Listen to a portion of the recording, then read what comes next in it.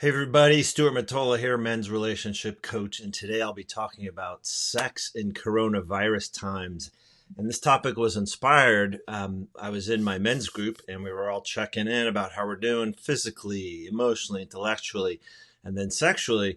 And I was amazed to see that so many of us were doing excellent sexually.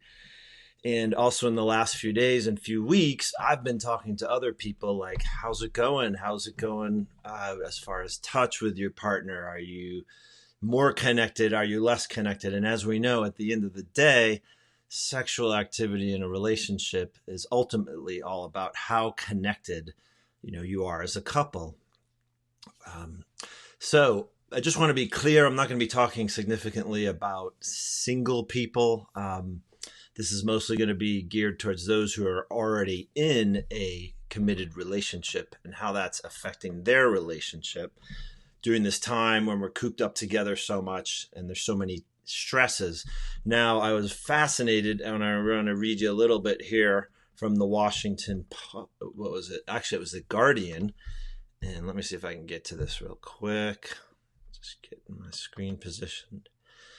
And the consensus is that couples that are quarantined together are actually having less sex than normal. And, well, you can imagine why that is. Can anyone guess out there why that would be the case?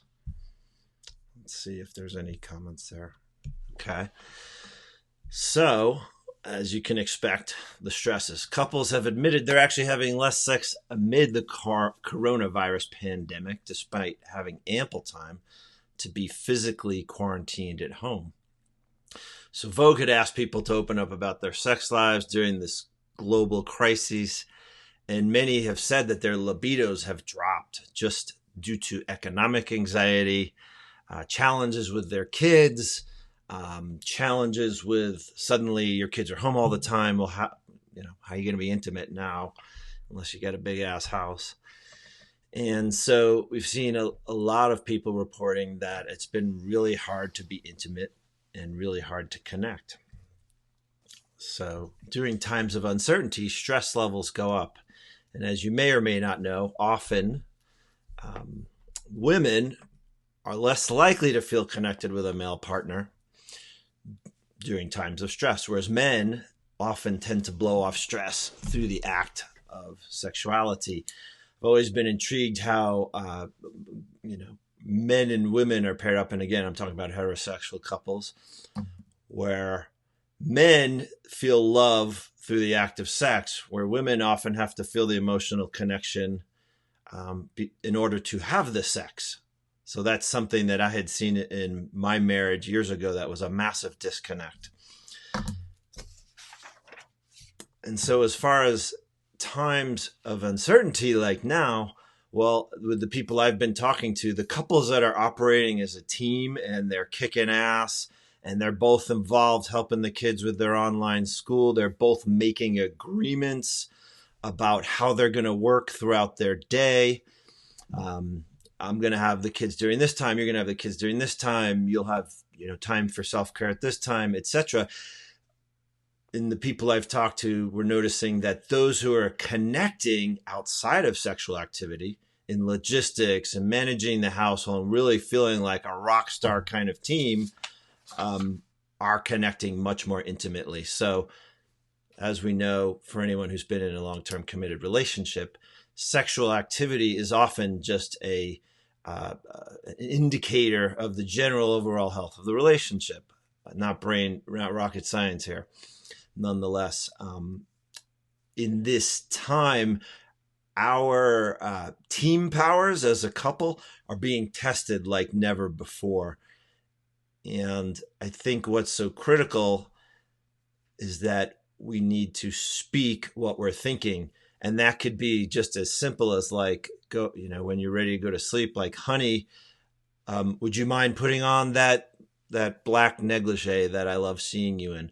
Well, obviously that's going to be a tough thing for a dude to ask for if he doesn't have much cash in the emotional bank account of his partner, meaning he's been showing up all day, he's been present, he's been helping. Obviously, she's going to be much more receptive to him for a simple request like that if she feels like he's on her team. And one thing I've noticed too, I've heard women speaking about how their guys are checked out. It's like 3 p.m. and suddenly he's hitting the White Claws or the whiskey. Um, and she's wondering what the hell's going on here. My man is drinking during times of the day, and I'm just not used to seeing that. And maybe he's playing video games or he's checking out on the web for hours at a time, and she's sitting there juggling the kids, trying to get dinner ready, trying to get everything going. Well, her sexual drive and attraction towards him just goes wah, wah, wah, wah, wah. So dudes, the best thing you can do is show up, be a team player, but do it because you want to be present and connected with your family and your partner, and not just with this agenda. Oh, well, if I show up all this time, then I'll get sex later. Because even in that process, a couple could be totally functional, not communicating. He takes care of the dishwasher and the dishes, and she does the cooking and yada. But are they actually communicating and doing these things together? Is there some connection? So the sexual connection is always going to be predicated on the emotional connection, the presence that the couple has. Explicitly in this coronavirus time, our team powers as a couple are being tested like never before. And suddenly couples are at home working together. Maybe one isn't working. So the one who's not working, how do they stay checked into the family dynamic? How do they stay checked in with the partner? Are there scheduled walks throughout the day? Are there times that they're going to say, hey, listen, we're going to take a break as a family at 12:30 or 1. We're all going to have lunch together. Sweetie, can you help me with lunch? Let's cook from 11:30 to 12. What are the agreements? And the dude's like, I can't do shit. I'm stressed out. I got to work. All I can do is work. And he's in this panic place of work, work, work, work, work. And I've seen some guys going down that rabbit hole, work, work, work, work, work. And well, there's no presence. So of course he's not going to be getting laid. And on the flip side, for the women, I've heard from women that are talking about how the kids, the meals, and they're making 3 meals a day for their teenagers. Well, take a break, take a pause. Teenagers, you're on your own for breakfast and lunch. I'm making dinner. All this comes back to is how you manage your own self-care, how you manage your own energy. And this is really new for a lot of people because it's not the same old go to work, do your thing, do your work, come home from your day. Okay, dinner. Okay. Well, as we know in that scenario, most people are coming home trashed from work with very little energy. So there's not even much energy for the partnership to connect. But now we have this massive freedom as couples, okay, to schedule our day. Maybe the guy says, listen, I kick ass at work from 7 to 11. I'll take a 2-hour break. I'll go back from 1 to 3. I'm going to help with dinner at 4. How are we making these agreements as a couple so that we are working as a team, okay? And in that capacity is a massive opportunity for us to increase connection, increase the money in the emotional bank account of one another. She doesn't feel like she's trying to hold up the whole family on her own. He doesn't feel completely stressed out that he has to work all the time. This is a great time for men or women to see how much of a priority their partner is, how much of a priority the children are, how much of a priority the family is, okay? And then take this blank canvas if you're working from home and get structured with this.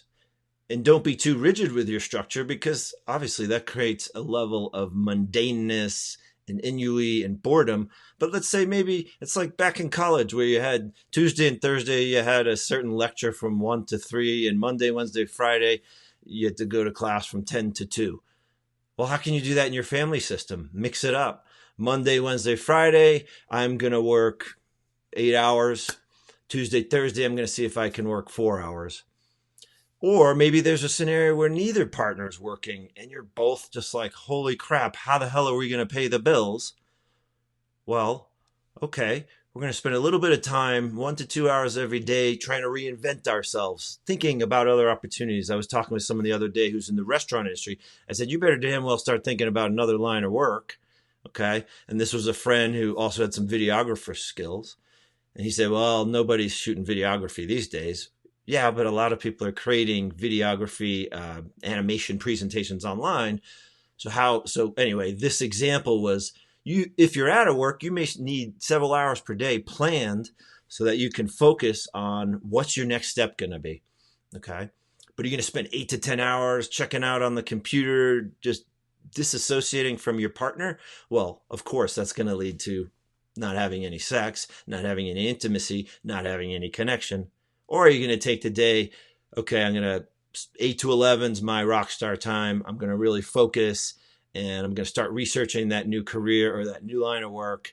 And then, honey, we're going to connect. Let's have lunch, 11 to 12, whatever it is, go for a walk. I'm going to go back to the grindstone from 1 to 3, or she's going to do that.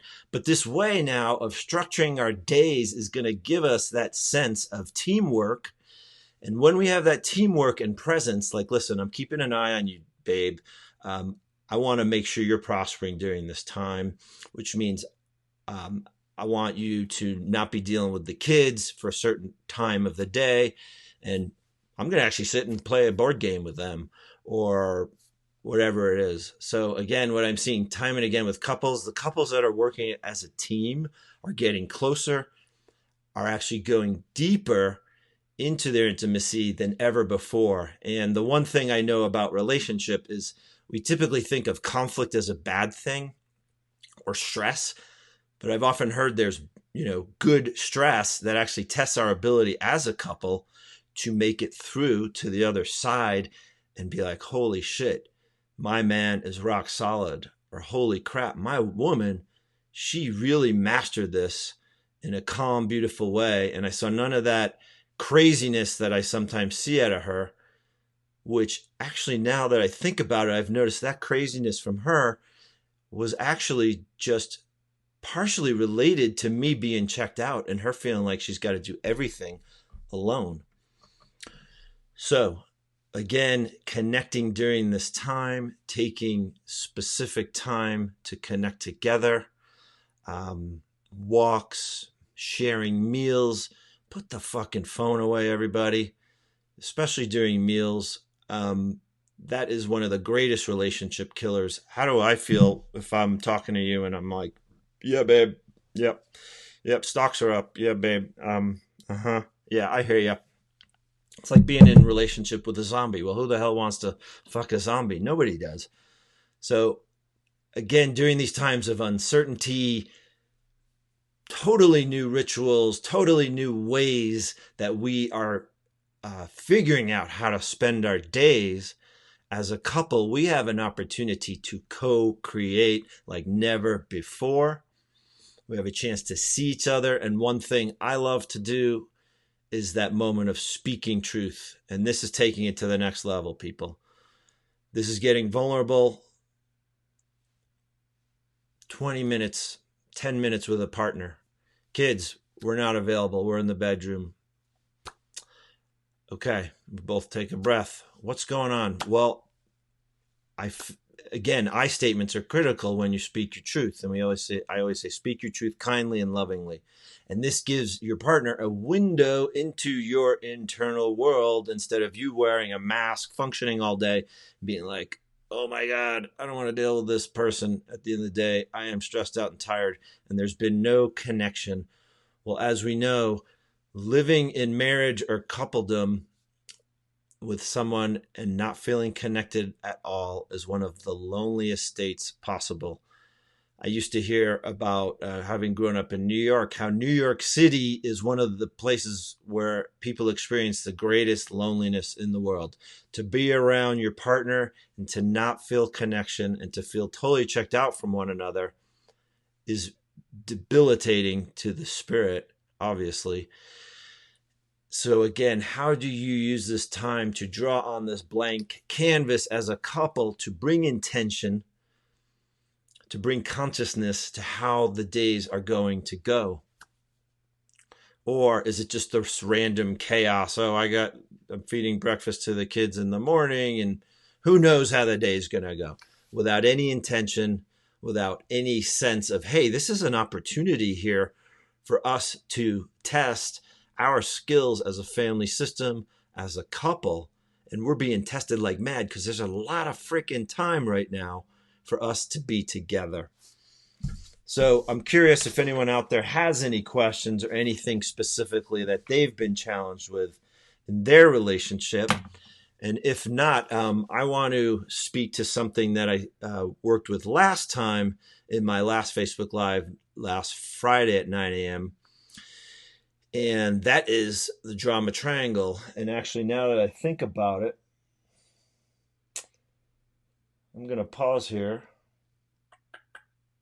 and say I don't want to go there. But what I do want to do is I want to look at a question that I had received on email prior to this. And this was from a woman in Tennessee.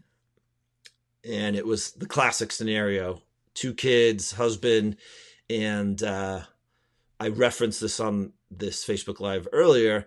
She is taking care of the entire household. She is taking so much responsibility and not asking her husband to co-participate. So I always like to say you can voice complaints. And a lot of times I see this with women, that it's much harder to be vulnerable, to ask for what you want and to actually receive it, than it is to complain about it. So in this case, she asked, how do I deal? My husband wants sex at the end of the day, and I just don't even want to look at him. So what I have to say to her is, have you told him how you feel? And have you done it in a way, and last Friday I referenced this, that is caring, assertive, and vulnerable. And what that might look like real simply is, honey, I've been dealing with so much during the day, and I have not done a good job of lovingly asking for your participation. I've just assumed that you don't want to do anything, and that's what your behavior's shown me.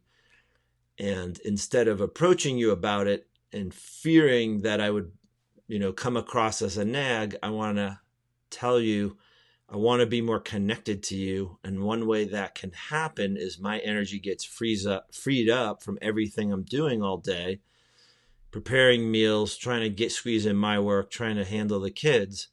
And I'd like your help with that. And this is what I'd like it to look like. So that's the first thing I'd say to her, is speak your truth kindly, lovingly, and create a space for it, and ask permission to have the conversation. And that permission looks like, honey, I need to talk to you about a few things. Is now a good time?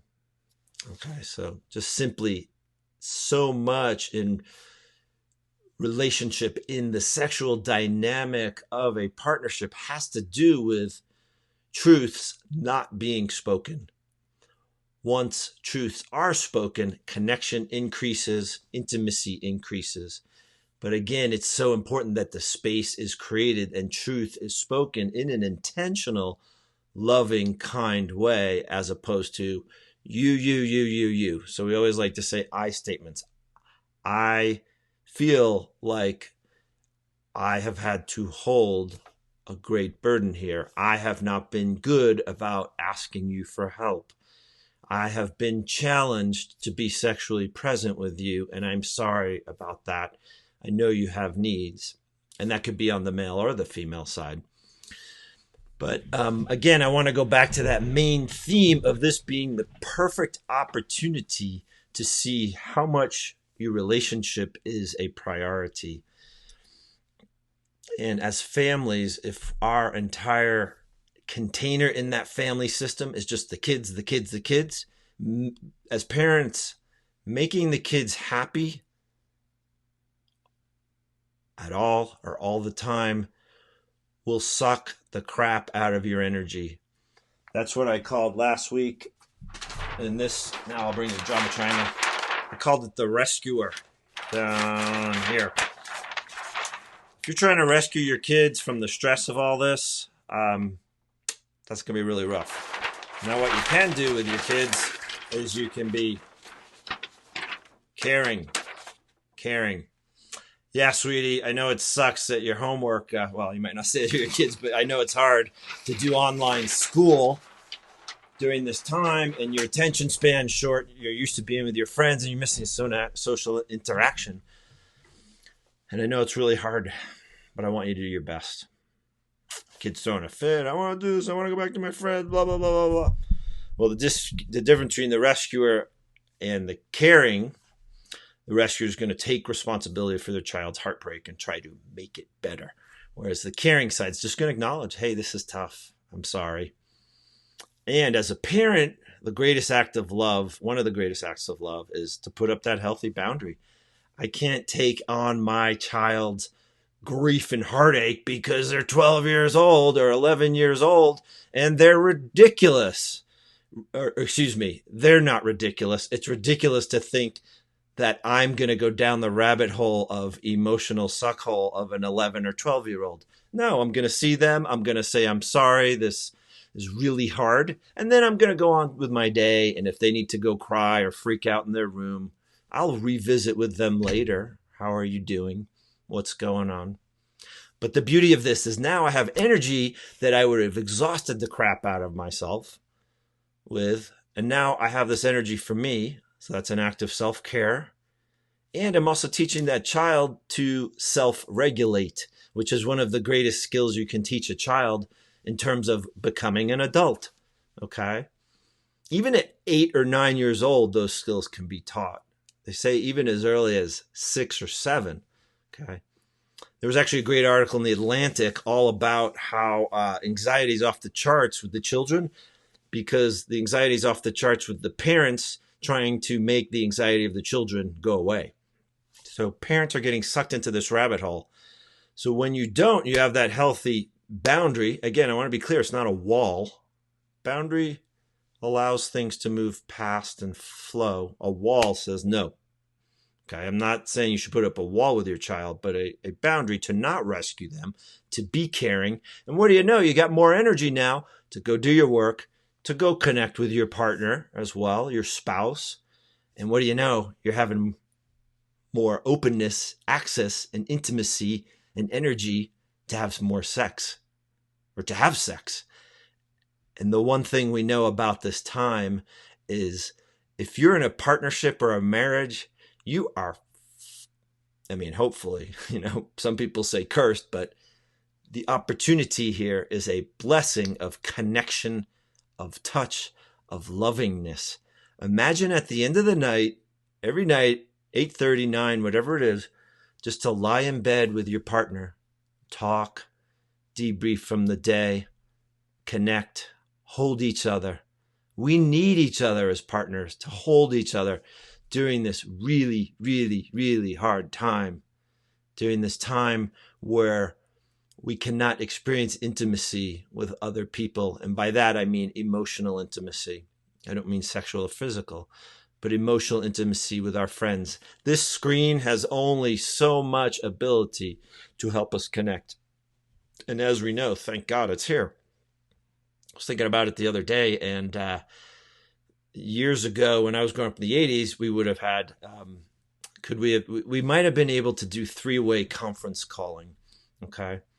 But I want to come back to, again, this is the perfect opportunity to see how much your relationship is a priority and how you can deepen. And if you're wrapped up in your stress all day and not willing to see your partner, you're actually depriving yourself of intimacy, and you're depriving yourself of heart needs, soul needs. Okay. And I do understand that some people came into this lockdown with really challenged marriages and really challenged relationships.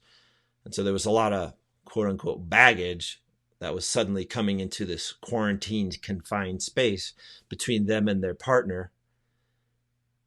Okay. Which made things even harder. Okay. But again, at any time in any relationship, there is the opportunity to just sit down in a conscious, intentional space and speak truth kindly, lovingly from the heart. This is how I'm experiencing this. This is really hard for me. That's that vulnerability piece. The assertion is being willing to take the time to sit with your partner create the conscious space. Okay. And a lot of people won't do this. It's scary. A lot of people will just go through their days and their stress, their busyness, checking out on the web, trying to find out which, what the next bailout's going to look like. How am I going to be saved? How am I going to be rescued? Well, your partner can be a great ally in not rescuing, but towards your own well-being. And so again, connection, presence, functioning as a team, as a couple, having a plan, bringing intention to the day, being clear that these hours are for me, these hours for me, these hours are for us, okay? Being structured, but being flexible and continuing to check in with each other. How are you doing? And I talked about rescuing with children. In the example, the child who doesn't want to do online school throws a fit. Well, I also want to talk about rescuing briefly with a partner. Okay? Partner comes to you, and guys really struggle with this because guys feel like they have to fix shit. And that's one of our great gifts as men. But one thing that we also know is that women also want to be listened, heard, and seen and not fixed.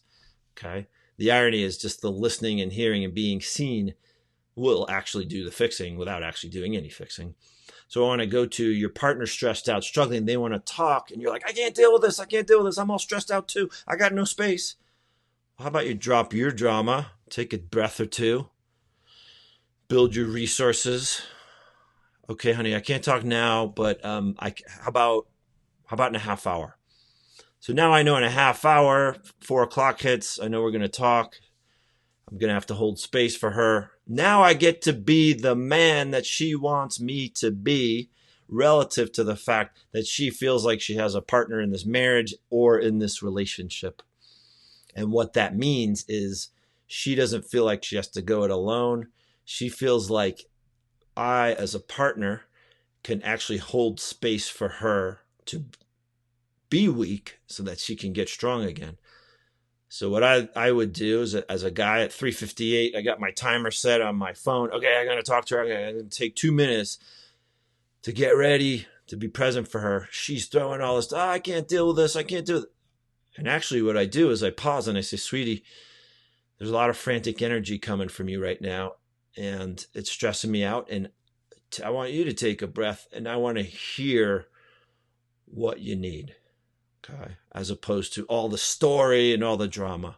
What's underneath all that? Give me the essence, and that will allow me to be more present with you. So she says, well, what I really need is I need a break. I need a break from all this madness. Okay. I've been stressed out. I can't do it. I can't hold it all up on my own. I have two options. I can go into fixing. Well, what can I do? What can I do? Well, how can I help you? Let me know. I'll make meals, blah, blah, blah. Or I can just go directly and say, well, who said you have to do it all on your own? Why do you have the idea that you have to do everything? Okay. Can you start to let go of that idea? Can you let go of some of the things you're holding up? And how can I be on your team more? So then, imagine getting through that interaction with a partner, regardless of if you had all this baggage and challenges pre-corona time, and now you come together as a team to help each other through the hardships. And this example that I illustrated, if this is happening once, twice, 3 times a week, trust me, it's going to start to diminish. The stress levels in the family and the household are going to diminish. Intimacy, touch, and contact are going to go up. Okay. And touch is going to be so rejuvenating and healthy for the partnership, for the marriage. And suddenly there's going to be this new normal, this new groove of the couple. So anyway, we're at close to a half-hour time. If anybody does have a question about challenges they've been dealing with in their relationship, you can also email me at info@stuartmotola.com. My website is stuartmotola.com, stuartmotola.com. And my work is helping men save or leave their marriages, helping men get what they want from relationship. And oftentimes I speak with women on how to better understand their man so that they too can get what they want from their marriage or relationship. I hope this half hour was helpful for you, and it's been a pleasure to chat, and I hope you have an amazing day. And I just want to close again with, this time is the perfect opportunity for you to experience a level of depth of support, connection, and team in your marriage or in your partnership. But the first thing is you have to decide you want to do it. Okay. And as far as I'm concerned, if you're not willing to even consider that, I would seriously consider if you want to be in a marriage or partnership after these corona times as well. Because if you're not going to take advantage of that opportunity to connect, be present, to bring intention in your relationship, well, please ask yourself what you're doing in that relationship in the first place. So anyway, have a beautiful day, stay safe, and may you be having intimacy, connection, and touch in your relationship.